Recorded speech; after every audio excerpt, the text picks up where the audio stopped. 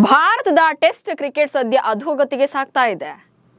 South Africa ವಿರುದ್ಧ ಮೊದಲ test ಪಂದ್ಯವನ್ನ ಸೋತವರು ಈಗ ಗುವಾಹಟಿಯಲ್ಲಿ ನಡೆದ ಎರಡನೇ ಮ್ಯಾಚ್ ಅಲ್ಲಂತೂ ಅದಕ್ಕಿಂತ ಹೀನಾಯ ಪ್ರದರ್ಶನ ನೀಡಿ ಸೋಲು ಕಂಡಿದ್ದಾರೆ.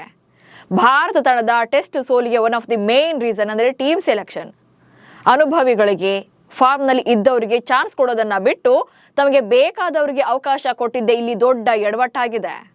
ಅದರಲ್ಲೂ ರಣಜಿ ಟೂರ್ನಿಯ ಹೀರೋ ಕರುಣ್ ನಾಯರ್ನ ಕೈಬಿಟ್ಟು ಸಾಯಿ ಸುದರ್ಶನ್ಗೆ ಮಣೆ ಹಾಕಿದ ಬಿಸಿಸಿಐ ಈಗ ಸರಿಯಾಗಿ ಹೊಡೆತ ತಿಂದಿದೆ.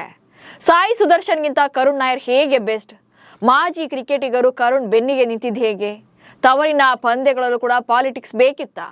ಬಿಸಿಸಿಐಗೆ ಆಟಕ್ಕಿಂತ ಕೋಲೆ ಬಸವನಂತೆ ತಲೆ ಆಡಿಸೋರೇ ಬೇಕಾ ಅನ್ನೋ ಬಗ್ಗೆ ಈ ವಿಡಿಯೋದಲ್ಲಿ ಮಾಹಿತಿಯನ್ನ ನೀಡ್ತೇನೆ. ನಾನು ಶಾಂತ, ನೀವು ಸುದ್ದಿಯಾನದ ಸಬ್ಸ್ಕ್ರೈಬರ್ ಆಗೋದಿಕ್ಕೆ ಮರಿಬೇಡಿ. ಸೌತ್ ಆಫ್ರಿಕಾ ವಿರುದ್ಧ ತವರಿನಲ್ಲೇ ಟೆಸ್ಟ್ ಸರಣಿಯನ್ನ ಸೋತಿರುವಂತಹ ಭಾರತಕ್ಕೆ ವಿಶ್ವ ಮಟ್ಟದಲ್ಲಿ ಗರ್ವ ಭಂಗವಾಗಿದೆ. ದಶಕಗಳ ಕಾಲ ವಿಶ್ವ ಮಟ್ಟದಲ್ಲಿ ಭಾರತವನ್ನ ಬಲಿಷ್ಠ ತಂಡವನ್ನಾಗಿ ಕಟ್ಟಿ ಬೆಳೆಸಿದ ದಿಗ್ಗಜರು ಕೂಡ ಈಗ ಟೀಂ ಇಂಡಿಯಾದ ಸ್ಥಿತಿ ಕಂಡು ಸಿಟ್ಟಾಗಿದ್ದಾರೆ. ಅಭಿಮಾನಿಗಳ ಆಕ್ರೋಶದ ಕಟ್ಟೆ ಹೊಡೆದಿದೆ. ಸೋಷಿಯಲ್ ಮೀಡಿಯಾದಲ್ಲಂತೂ ಪೋಸ್ಟ್ ವಾರ್ ನಡೀತಾ ಇದೆ. ಆಕ್ಚುಲಿ ಸೌತ್ ಆಫ್ರಿಕಾ ವಿರುದ್ಧ ಟಫ್ ಫೈಟ್ ನೀಡಿ ಭಾರತ ಸೋತಿದ್ರೆ ಬಹುಶಃ ಇಟ್ಸ್ ಎ ಗೇಮ್ ಅನ್ಕೊಂಡು ಎಕ್ಸ್ಕ್ಯೂಸ್ ಅನ್ನ ಕೊಡ್ತಾ ಇದ್ರು. ಆದರೆ ಟೀಮ್ ಇಂಡಿಯಾದ ಆಟಗಾರರು ಫೈಟೇ ಕೊಡದೆ ಸೋಲನ್ನ ಕಂಡಿದ್ದಾರೆ. ನಿಜ ಹೇಳಬೇಕು ಅಂದ್ರೆ ತಂಡದಲ್ಲಿ ಏಕಾಂಗಿಯಾಗಿ ನಿಂತು ಗೆಲ್ಲಿಸಿಕೊಡುವಂತ ಒಬ್ಬೇ ಒಬ್ಬ ದಿಟ್ಟ ಆಟಗಾರ ಇಲ್ಲ. ಗೆಲ್ಲಿಸಿಕೊಡುವಂತ ಆಟಗಾರರಿಗೆ ಅವಕಾಶವನ್ನು ಕೂಡ ಕೊಟ್ಟಿಲ್ಲ. ಈ ಪೈಕಿ ಮತ್ತೊಮ್ಮೆ ಮೋಸಕ್ಕೆ ಒಳಗಾಗಿದ್ದು ಕರುಣ್ ನಾಯರ್. ಸಾಯಿ ಸುದರ್ಶನ್ ಬದಲಿಗೆ ತಂಡಕ್ಕೆ ಸೆಲೆಕ್ಟ್ ಆಗೋಕೆ ಕರುಣ್ ನಾಯರ್ಗೆ ಎಲ್ಲಾ ರೀತಿಯ ಕ್ವಾಲಿಟೀಸ್ ಇತ್ತು. ಆದ್ರೆ ಗಂಭೀರ್ ಎಡವಟ್ಟಿಗೆ ಅವಕಾಶವನ್ನ ಕಳ್ಕೊಂಡ್ರು. ಸೊ ಇಬ್ಬರು ಆಟಗಾರರ ಕಳೆದ 5 ಇನ್ನಿಂಗ್ಸ್ಗಳೇ ಇದಕ್ಕೆ ಬೆಸ್ಟ್ ಎಕ್ಸಾಂಪಲ್ ಎನ್ನುವಂತಿದೆ. ಇಬ್ಬರದು ಕೂಡ ಕಂಪೇರ್ ಮಾಡ್ತಾ ನೋಡ್ತಾ ಹೋಗೋಣ. ಇಂಗ್ಲೆಂಡ್ ಟೆಸ್ಟ್ ಸೀರೀಸ್ ಬಳಿಕ ಕರುಣ್ ನಾಯರ್ನ ಭಾರತ ಟೆಸ್ಟ್ ತಂಡದಿಂದ ಕೈ ಬಿಡಲಾಗಿದೆ. ಆ ಬಳಿಕ ರಣಜಿಗೆ ಕಂಬ್ಯಾಕ್ ಮಾಡಿದ ಕರುಣ್ ನಾಯರ್ ರನ್ಗಳ ರಾಶಿಯನ್ನೇ ಗುಡ್ಡೆ ಹಾಕಿದ್ದಾರೆ. ಕಳೆದ 5 ರಣಜಿ ಇನ್ನಿಂಗ್ಸ್ಗಳಲ್ಲಿ ಕರುಣ್ ನಾಯರ್ ಎಕ್ಸ್ಟ್ರಾರ್ಡಿನರಿ ಪರ್ಫಾರ್ಮೆನ್ಸ್ ಬಂದಿದೆ. ಕರ್ನಾಟಕ ತಂಡದ ಪರ ಪ್ರದರ್ಶನ ನೀಡ್ತಾ ಇರುವಂತಹ ಕರುಣ್ ನಾಯರ್ 2025-26ರ ಟೂರ್ನಿಯಲ್ಲಿ ಕಳೆದ 5 ಇನ್ನಿಂಗ್ಸ್ಗಳ ಸ್ಕೋರ್ ಅನ್ನ ನೋಡ್ತಾ ಹೋಗೋಣ. ಕೇರಳ ವಿರುದ್ಧ 233 ರನ್ಸ್, ಗೋವಾ ವಿರುದ್ಧ 174 ರನ್ಸ್, ಹಾಗೆ ವಿದರ್ಭ ವಿರುದ್ಧ 112, 86 ಹಾಗೆ 135 ರನ್ಗಳು. ಸೊ ಲಾಸ್ಟ್ 5 ಇನ್ನಿಂಗ್ಸ್ಗಳಲ್ಲಿ ಕಲೆ ಹಾಕಿರೋದು ಬರೋಬ್ಬರಿ 740 ರನ್ಸ್. ಕರುಣ್ ನಾಯರ್ ಎಂಥ ಕ್ವಾಲಿಟಿ ಪ್ಲೇಯರ್ ಅನ್ನೋದಕ್ಕೆ ಬಹುಶಃ ಇದಕ್ಕಿಂತ ಬೆಸ್ಟ್ ನಂಬರ್ ಬೇಕಿಲ್ಲ ಅನ್ಸುತ್ತೆ.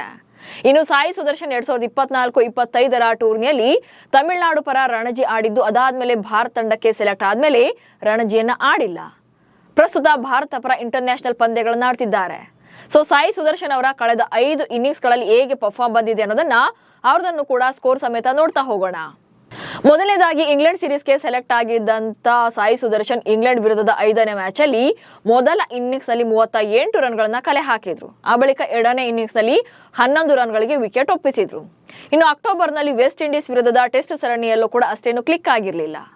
ಮೊದಲ ಪಂದ್ಯದ ಮೊದಲ ಇನ್ನಿಂಗ್ಸ್ ನಲ್ಲಿ 7 ರನ್ ಗಳಿಸಿ ಔಟ್ ಆಗಿದ್ರು.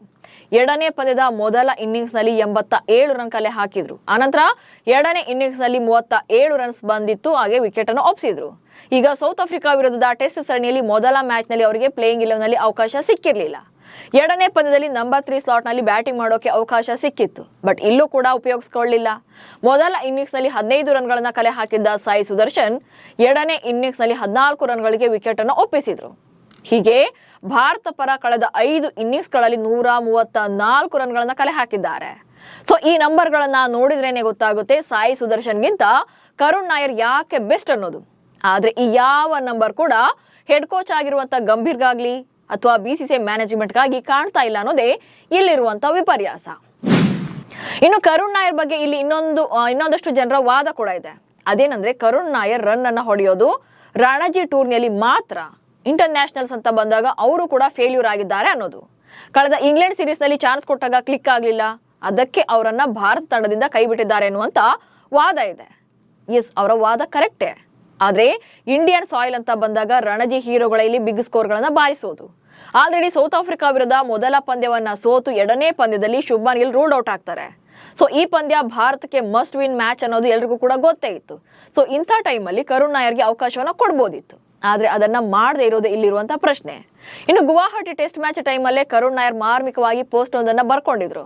ಕೆಲ ಪರಿಸ್ಥಿತಿಗಳು ನಿಮಗೆ ಹೃದಯದಿಂದ ತಿಳಿದಿರುವ ಭಾವನೆಗಳನ್ನು ಹೊಂದಿರುತ್ತವೆ. ಹೊರಗೆ ಇಲ್ಲದಿರುವಂತಹ ಮೌನ ತನ್ನದೇ ಆದನ್ನ ನೋವನ್ನು ಕೂಡ ಸೇರಿಸುತ್ತೆ ಅಂತ. ಇದಕ್ಕೆ ಅಶ್ವಿನ್ ಕೂಡ ಪಾಸಿಟಿವ್ ಆಗಿ ರಿಯಾಕ್ಟ್ ಮಾಡಿದ್ರು. ಸದ್ಯ 2016ರಲ್ಲಿ ಭಾರತ ತಂಡಕ್ಕೆ ಪದಾರ್ಪಣೆ ಮಾಡಿದ ಕರುಣ್ ನಾಯರ್ ಇಂಗ್ಲೆಂಡ್ ವಿರುದ್ಧ ತವರಿನಲ್ಲಿ ತ್ರಿಶತಕ ಬಾರಿಸಿ ಮಿಂಚಿದ್ದನ್ನು ಮರೆಯೋಕೆ ಸಾಧ್ಯನೇ ಇಲ್ಲ. ಆದರೆ ಮುಂದಿನ ಪಂದ್ಯದಲ್ಲಿ ಅವರನ್ನ ಬೆಂಚ್ ಕಾಯಿಸಲಾಗಿತ್ತು. ಇದೀಗ ಇಂಗ್ಲೆಂಡ್ ಸೀರೀಸ್ನಲ್ಲೂ ಕೂಡ ಹಾಗೆ ಮಾಡಿದ್ರು. ಒಟ್ನಲ್ಲಿ PCCI ಪರಿಸ್ಥಿತಿ ಈಗ ಮಾಡಿದುಣ್ಣೋ ಮಹಾರಾಯ ಎನ್ನುವಂತಾಗಿದೆ. ಸೊ ನಿಮ್ಮ ಪ್ರಕಾರ ಭಾರತ ಟೆಸ್ಟ್ ತಂಡಕ್ಕೆ ಕರುಣ್ ನಾಯರ್ ವರ್ಸಸ್ ಸಾಯಿ ಸುದರ್ಶನ್ ಅಂತ ಬಂದಾಗ ನಿಮ್ಮ ಸಪೋರ್ಟ್ ಯಾರಿಗೆ? ಈ ಇಬ್ಬರಲ್ಲಿ ಯಾರು ಪ್ಲೇಯಿಂಗ್ 11 ನಲ್ಲಿ ಆಡೋಕೆ ಬೆಸ್ಟ್ ಅನ್ನೋದನ್ನ ಕಮೆಂಟ್ಸ್ ಮೂಲಕ ತಿಳಿಸಿ. ಹಾಗೆ ಸುದ್ದಿಯನ್ನು ಫಾಲೋ ಮಾಡಿ. ನಮಸ್ಕಾರ.